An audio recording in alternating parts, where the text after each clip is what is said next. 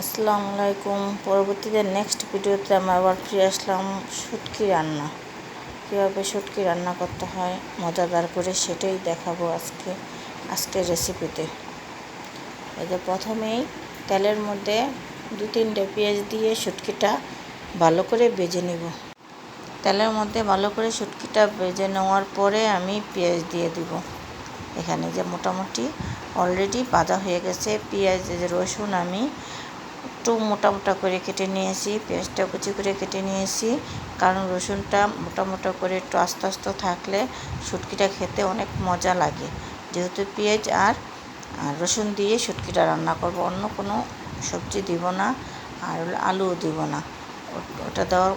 ওটা দিয়ে রান্না করে দেখিয়েছি আমাদের আজকের ভিডিও শুধু পেঁয়াজ আর রসুন দিয়ে কীভাবে শুটকি রান্না করতে হয় সেটি আপনাদেরকে তুলে ধরবো।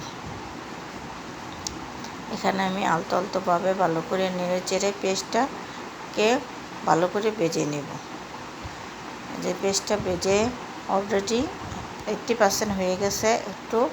এখন আমি লবণ অ্যাড করে দিলাম।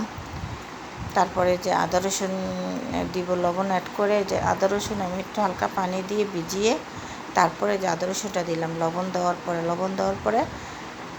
লবণটা একটু হালকা নাড়াচাড়া করে মিশিয়ে নিব। তারপর আদা রসুন আর এখানে এখন মশলা একে একে সবগুলো মশলা অ্যাড করে দিব।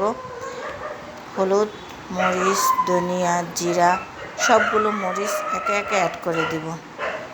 অ্যাড করে এখানে নাড়াচাড়া করে ভালো করে নেড়ে চেড়ে পুরো ভালোভাবে যে মশলাটাকে শুটকির সাথে রসুন আদা পেঁয়াজের সাথে মিশিয়ে নিব। এখন যে ভালো করে মিশিয়ে নিতেছি।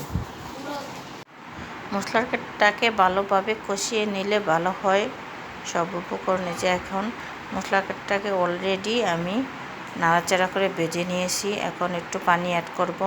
পানি অ্যাড করে পানিটাও নাড়াচাড়া করে মিশিয়ে নিব। আপনারা আমার টিপসগুলো ফলো করবেন। ফলো করলেই এভাবে রান্না করলে খেয়ে দেখবেন অনেকই টেস্টি, অনেকই মজাদার হয়। যে এখন আমি যেহেতু বোনা করব একটু টমেটো সস দিয়ে কীভাবে শুটকি রান্না করতে হয় সেটাই আমি আজকে আপনাদের মাঝে তুলে ধরলাম। এই যে টমেটো সস মিশিয়ে দিলাম, একটু ধনিয়া পাতা সস দিলাম, হালকা একটু দিলাম আদা চা চামচের মতন ধনিয়া পাতা সস দিলাম। ধনিয়া পাতা সস আর টমেটো সস দিয়ে কীভাবে শুটকি রান্না করতে হয় সেটি আপনাদের মাঝে দেখে এলাম। এই যে এখন আমি আবার একটু হালকা একটু পানি অ্যাড করে ভালো করে মিশিয়ে নেব। অনেকেই আছেন শুটকিটা অনেক পছন্দ করেন, এই পোলাও মাংস রান্নার চেয়ে শুটকিটাও বেশি পছন্দ করেন খাওয়ার চেয়ে। এই যে দেখেন আমি শুটকিটা কীভাবে রান্না করছি, এভাবে টিপসগুলো ফলো করে আপনারাও রান্না করবেন, তাহলে মজাদার শুটকি রান্না করতে পারবেন এবং খেতে অনেক টেস্টি হবে, মজা হবে। ভালো থাকেন সবাই। দেখেন কালারটা কি